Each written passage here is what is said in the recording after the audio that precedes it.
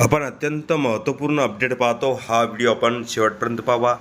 2005 पूर्वी नियुक्त शिक्षकांना जुनी पेन्शन योजना लागू. मुंबई उच्च न्यायालयाचा महत्त्वपूर्ण आदेश 3 मार्च 2026.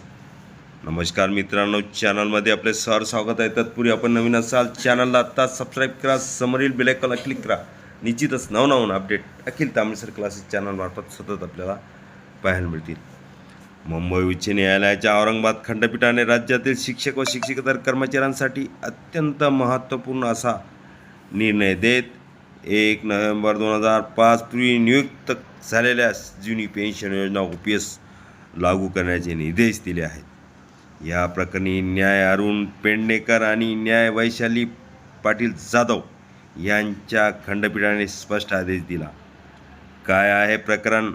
राज्यातील जळगाव, अहिल्यानगर, बीड, लातूर, धाराशिव, उस्मानाबाद, जालना आदी जिल्ह्यातील शिक्षक व निवृत्त कर्मचाऱ्यांनी स्वतंत्र याचिका दाखल केल्या होत्या. सर्व याचिकांमध्ये समान मुद्दे असल्याने न्यायालयाने त्यांची एकत्रित सुनावणी केली आणि याचिकाकर्त्यांचा मुख्य दावा असा होता की त्यांची नियुक्ती 31 ऑक्टोबर 2005 पूर्वी अंशतः विना अनुदानित किंवा टप्पा अनुदानित तुकड्यावर झाली होती. त्यानंतर त्या शाळांमध्ये 100% अनुदानित विभागात त्यांना पूर्णपणे वेळ देण्यात आली. मात्र शासनाने त्यांना नॅशनल पेन्शन स्कीम NPS मध्ये अंतर्गत धरले. न्यायालयाचे निरीक्षण. न्यायालयाने स्पष्ट केले आहे की तत्पूर्वी हा व्हिडिओ उपयोगी वाटला तर लाईक, शेअर आणि अखिल तांबेसर क्लासेस चॅनलला सबस्क्राईब करायला विसरू नका. नियुक्तीची मूळ तारीख महत्त्वाची असून ती 1 नोव्हेंबर 2005 पूर्वीची असल्यास संबंधित कर्मचाऱ्यांना नवीन अंशदायी निवृत्ती पेन्शन योजना लागू करता येणार नाही. अशा सर्व शिक्षकांना जुनी पेन्शन OPS लागू करणे बंधनकारक आहे.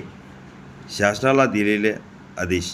खंडपीठाने राज्य शासनाला पुढील निर्देश दिले आहेत. संबंधित शिक्षक व कर्मचाऱ्यांचे पेन्शन प्रस्ताव 6 आठवड्यात सादर करावेत.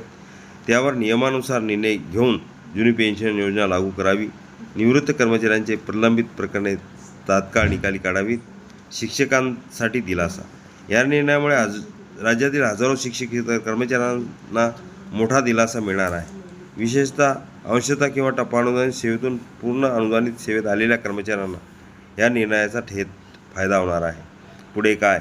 या आदेशानंतर राज्य शासनाला धोरणात्मक निर्णय घ्यावा लागणार असून समान स्वरूपाच्या इतर प्रकरणावरही याचा परिणाम होण्याची शक्यता आहे.